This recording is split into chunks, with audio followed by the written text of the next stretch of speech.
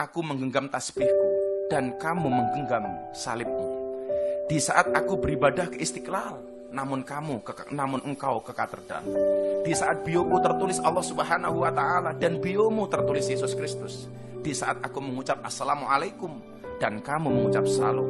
Di saat aku mengejak Al-Quran dan kamu mengejak Alkitabmu.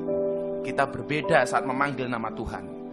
Tentang aku yang menengadahkan tangan dan kau yang melipatkan tangan saat berdoa. Aku, kamu, kita. Bukan Istiqlal dan katedral yang ditakdirkan berdiri berhadapan dengan perbedaan namun tetap harmonis. Andai saja mereka memiliki nyawa, apa tidak mungkin mereka saling mencintai dan menghormati antara satu dan yang lainnya.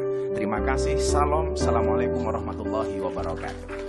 Bahwa kehadiran saya di gereja bukan karena permintaan saya, tapi karena saya diundang oleh teman-teman di GBI itu melalui Sekjen PBNU. Karena kebetulan mereka punya akses melalui Sekjen PBNU, Gus Helmi.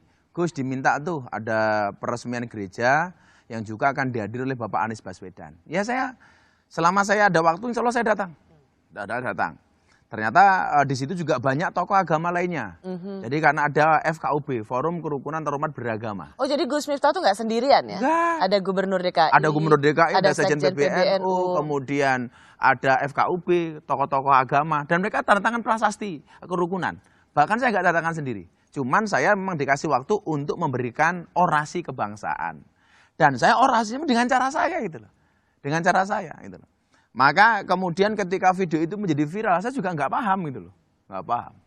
Tapi bagi saya kemudian kalau hari ini mengatakan Miftah kafir masuk gereja, saya meyakini kok, insya Allah sampai hari ini iman saya masih utuh, Kalau kemudian orang banyak yang nggak bersepakat dengan apa yang saya lakukan, ya saya bisa memahami mereka.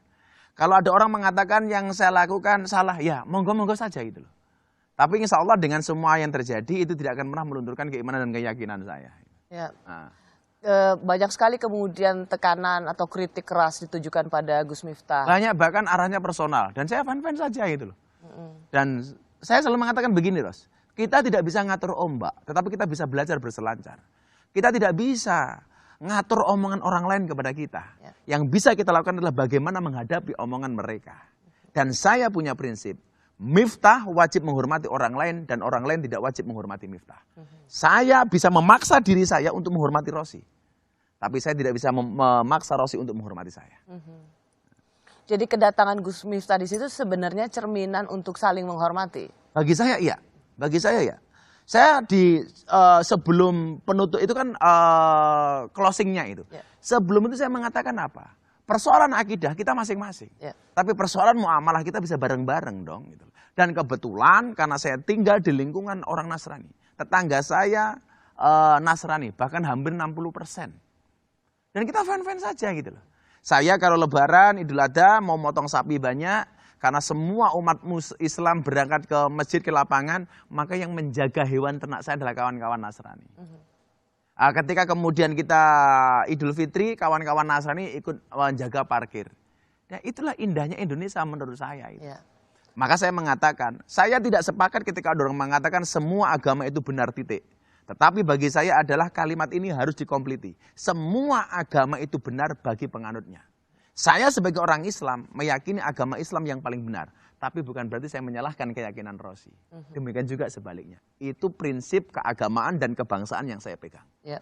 Apakah dengan tekanan yang luar biasa untuk Gus Miftah karena datang ke gereja meskipun Gus Miftah sekarang mengatakan orang nggak sendirian, itu ada forum umat beragama lainnya begitu, itu akan membuat Gus Miftah berpikir dua kali untuk melakukan hal-hal serupa. Saya pikir enggak. Saya juga saya punya guru ya. Guru-guru saya juga mengatakan yang penting akidahmu terjaga, Li. Enggak ada masalah. Ya. Dan sebenarnya Ros, kalau kita lihat di digital, kiai yang memberikan tausiah atau orasi seperti itu tidak hanya Miftah kok. Banyak gitu. Kenapa yang dipersoalkan hanya Miftah gitu loh. Maka enggak akan kemudian saya menjadi goyah macam-macam. Ya. Enggak.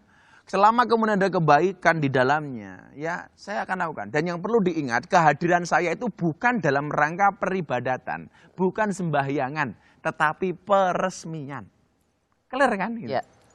Dan insya Allah saya ini fan-fan saja. Gitu.